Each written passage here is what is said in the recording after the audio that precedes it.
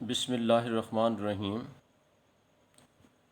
عزیز طلبہ، آج ہم تشبیہ کی مشہور اقسام زیر بحث لائیں گے۔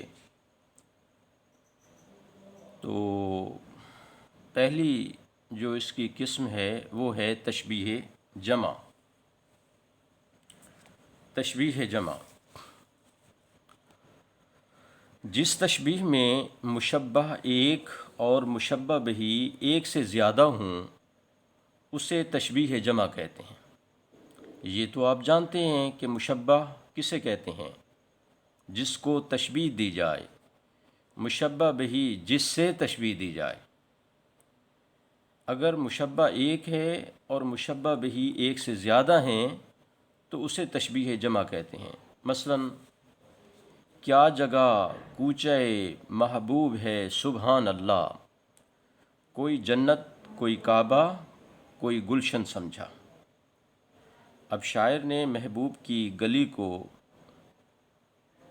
جنت سے، کعبے سے اور گلشن سے تشبیہ دی ہے۔ تو آپ دیکھیے کہ کوچہ محبوب مشبہ اور مشبہ بہ زیادہ ہیں، جنت، کعبہ اور گلشن، تو یہ تشبیہ جمع ہوئی۔ دوسرا شعر، ہنگامہ گرم ہستی ناپائیدار کا، چشمک ہے برق کی کہ تبسم شرار کا۔ اس میں آپ دیکھیے کہ شاعر نے ہستی کو برق اور شرار سے تشبیہ دی ہے۔ تو آپ دیکھیے ہستی ناپائیدار یعنی عارضی اور فانی زندگی جو ہے وہ مشبہ ہے، ایک ہے، اور مشبہ بہ زیادہ ہیں، برق کی چشمک اور شرار کا تبسم۔ شرار چنگاری کو کہتے ہیں۔ یعنی مراد یہ ہے کہ انسان کی عارضی اور فانی زندگی ایسے ہے جیسے برق کا چمکنا اور چنگاری کا ہنسنا لمحے بھر کے لیے ہوتا ہے، اسی طرح انسان کی زندگی کی رونقیں اور ہنگامے بھی ایک لمحے کے لیے ہوتے ہیں۔ اچھا، اسی طرح آپ یہ دیکھیے کہ مرزا غالب نے چکنی ڈلی پر ایک قطعہ کہا۔ غالب مرحوم کو مولوی کریم حسین نے ایک چکنی ڈلی نظر کی اور کہا کہ اس کی تشبیہات کچھ بیان کیجیے۔ تو مرزا غالب نے فی البدی 13 اشعار کا ایک قطعہ لکھا جس میں 31 تشبیہات بیان کی۔ یہ مرزا غالب کی قوت مشاہدہ اور اس کی تخلیقی اپج کی نشاندہی ہوتی ہے۔ اب آپ دیکھیے کہ 31 تشبیہات ہیں۔ مشبہ جو ہے وہ چکنی ڈلی ہے، وہ واحد ہے، اور مشبہ بھی زیادہ ہیں، 31 ہیں، تو یہ تشبیہ جمع ہوئی۔ اگلا شعر دیکھیے، میں نے پوچھا کہ زندگی کیا ہے، ہنس دیے پھول رو پڑی شبنم۔ اب دیکھیے بہت خوبصورت شعر ہے یہ۔ شاعر یہ کہتا ہے کہ میں نے پوچھا زندگی کیا ہے، تو پھول اس سوال پر ہنس پڑے اور شبنم رو پڑی۔ اب ظاہر ہے کہ پھول کی جو زندگی ہے وہ اس کے تبسم میں پوشیدہ ہے۔ کلی جب تک بند ہوتی ہے اس کی عمر ہوتی ہے، جیسے ہی پھول کھلتے ہیں تو ان کی زندگی ختم ہو جاتی ہے، کیونکہ پھولوں نے مرجھانا ہوتا ہے۔ پھول کے جو برگ ہیں، پتیاں ہیں، انہوں نے جھڑنا ہوتا ہے، اور شبنم اگر رو پڑے، بہہ جائے، تو ظاہر ہے کہ اس کا بھی خاتمہ ہے۔ تو آپ دیکھیے کہ اس میں زندگی جو ہے یہ کیا ہے، مشبہ ایک اور مشبہ بھی اب دو ہیں، یعنی زندگی کو پھول اور شبنم سے تشبیہ دی گئی ہے۔ پھول اور شبنم زیادہ ہیں، ایک سے دو ہیں، تو لہٰذا یہ تشبیہ جمع ہوگی۔ اگلی جو قسم ہے وہ ہے تشبیہ تسویہ۔ تشبیہ تسویہ جو ہے عزیز طلبہ، وہ یہ تشبیہ ہے جس میں مشبہ بہی ایک اور مشبہ ایک سے زیادہ ہوں، یعنی یہ الٹ ہو گیا ہے تشبیہ جمع کا۔ تشبیہ تسویہ مشبہ بہی ایک یعنی جس سے تشبیہ دی جائے، اور مشبہ جس کو تشبیہ دی جاتی ہے وہ ایک سے زیادہ ہوں۔ اب شعر دیکھیے، یہ اپنا اقبال کا ہے: شاعر کی نوا ہو کہ مغنی کا نفس ہو، شاعر کی نوا ہو کہ مغنی کا نفس ہو، جس سے چمن افسردہ ہو وہ باد سحر کیا۔ تو آپ دیکھیے کہ اس میں مشبہ جو ہے وہ شاعر کی نوا اور مغنی کا نفس، یہ دو اب مشبہ بھی ایک سے زیادہ ہو گئے، یعنی شاعر کی نوا بھی ہے اور مغنی کا نفس بھی ہے، اور مشبہ بھی جس سے تشبیہ دی گئی ہے وہ باد سحر ایک ہے، تو یہ تشبیہ تسویہ ہوگی۔ اسی طرح ایک اور شعر دیکھیے، شاعر کہتا ہے: بدن کو، جان کو، دل کو، جگر کو آگ لگی، غم فراق میرے گھر کے گھر کو آگ لگی۔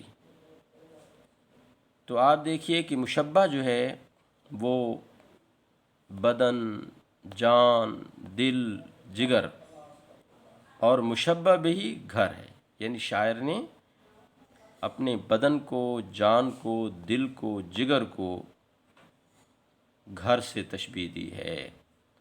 تو گویا آپ دیکھیے کہ اس میں مشبہ جو ہے وہ ایک سے زیادہ ہیں، اور مشبہ بھی جو ہے وہ گھر ہے۔ اسی طرح ایک اور شعر دیکھیے: خم گردنیں تھی سب کی خضوع و خشوع میں، سجدے میں چاند تھے مہ نو تھے رکوع میں۔ تو آپ دیکھیے عزیزان گرامی، مشبہ جو ہے آپ دیکھیے کہ ایک سے زیادہ ہے، سجدوں میں چاند کا ہونا اور مہ نو کا رکوع میں ہونا، یہ مشبہ ہے جس کو تشبیہ دی۔ کس سے تشبیہ دی گئی ہے؟ مشبہ بھی خم گردنیں، گردنوں کا جھکنا۔ تو آپ دیکھیے کہ اس میں بھی یعنی جو مشبہ ہیں وہ زیادہ ہیں اور مشبہ بھی ایک ہے، تو یہ تشبیہ تسویہ ہوگی۔ آگے ہم پڑھتے ہیں تشبیہ ملفوف۔ اس تشبیہ میں مشبہ اور مشبہ بھی دونوں متعدد ہوتے ہیں۔ کئی مشبہ کا ایک جگہ ذکر کرنا اور اس کے بعد کئی مشبہ بھی لانا، یعنی مراد یہ ہے کہ مشبہ جتنے مشبہ ہوں گے اتنے مشبہ بھی لائیں گے۔ مشبہ جو ہیں وہ پہلے اکٹھے ایک جگہ لائیں گے، اور مشبہ بھی پھر دونوں لے آئیں گے، اکٹھے لائیں گے۔ تو اس کو تشبیہ ملفوف لپٹی ہوئی، لفافہ سے ہے۔ جیسے لفافے میں ہم کوئی چیز لپیٹ کر دیتے ہیں تو ملفوف اسی سے لفافہ ملفوف لپٹی ہوئی۔ تو تشبیہ ملفوف یعنی مشبہ اور مشبہ بھی دونوں متعدد ہوتے ہیں، ایک سے زیادہ ہوتے ہیں۔ شعر دیکھیے کہ روشن ہے اس طرح دل ویراں میں داغ ایک، اجڑے نگر میں جیسے جلے ہے چراغ ایک۔ بہت عمدہ شعر ہے۔ تو آپ دیکھیے کہ شاعر یہ کہہ رہا ہے کہ میرے دل ویراں میں جو داغ ہے، یعنی داغ جو دل پر لگا ہے محبوب کے ہجر اور فراق میں، وہ اسی طرح روشن ہے جیسے اجڑے ہوئے دیار میں ایک چراغ جلتا ہے۔ تو آپ دیکھیے کہ شاعر نے مشبہ کیا ہوگا؟ دل ویراں، یہ اوپر ہے۔ دل ویراں کو کس سے تشبیہ دی ہے؟ شاعر نے اجڑے ہوئے نگر سے۔ کیونکہ وہ ویران ہے اور یہ اجڑا ہوا ہے، دل کو نگر، تو مشبہ بھی دل ویراں کو اجڑے ہوئے نگر سے تشبیہ دے دی گئی، یہ فوراً آ گیا۔ اب ایک اور یعنی مشبہ اور مشبہ بہی، دل ویراں پر جو داغ ہے اس کو چراغ سے تشبیہ دی گئی۔ تو آپ دیکھیے کہ اس میں دو مشبہ ہیں اور دو مشبہ بہی، یعنی ایک سے زیادہ ہیں، مشبہ اور مشبہ بہی دونوں متعدد ہوں، ایک سے زیادہ ہوں، اور ایک جگہ ذکر ہو جائے ان کا تو اس کو تشبیہ ملفوف کہتے ہیں۔ تو اس شعر میں آپ دیکھیے کہ شاعر نے دل ویراں کو اجڑا نگر اور دل پر جو لگا ہوا داغ ہے اس کو چراغ سے تشبیہ دی۔ تو اسی طرح جناب ایک اور شعر ہم دیکھتے ہیں، ایک سب آگ ایک سب پانی، دیدہ و دل عذاب ہیں دونوں۔ اب میر کا یہ شعر ہے، ایک سب آگ ایک سب پانی، آگ بھی ہیں پانی بھی ہیں، دیدہ و دل دونوں میرے لیے عذاب کا باعث بنے ہوئے ہیں۔ یعنی مراد یہ ہے کہ آپ دیکھیے کہ آگ کا تعلق کس سے ہوتا ہے، دل سے ہوتا ہے یا آنکھ سے ہوتا ہے؟ دل میں۔ اور پانی جو ہے وہ پانی کا تعلق دل سے ہے یا دیدہ کہتے ہیں آنکھ کو، آنکھ سے ہوتا ہے۔ تو آپ دیکھیے کہ اس میں دیدہ کو پانی سے اور دل کو آگ سے تشبیہ دی گئی ہے۔ تو یہ ایک سے زیادہ کیونکہ مشبہ اور مشبہ بہی ہیں تو لہٰذا یہ بھی تشبیہ ملفوف ہوگی۔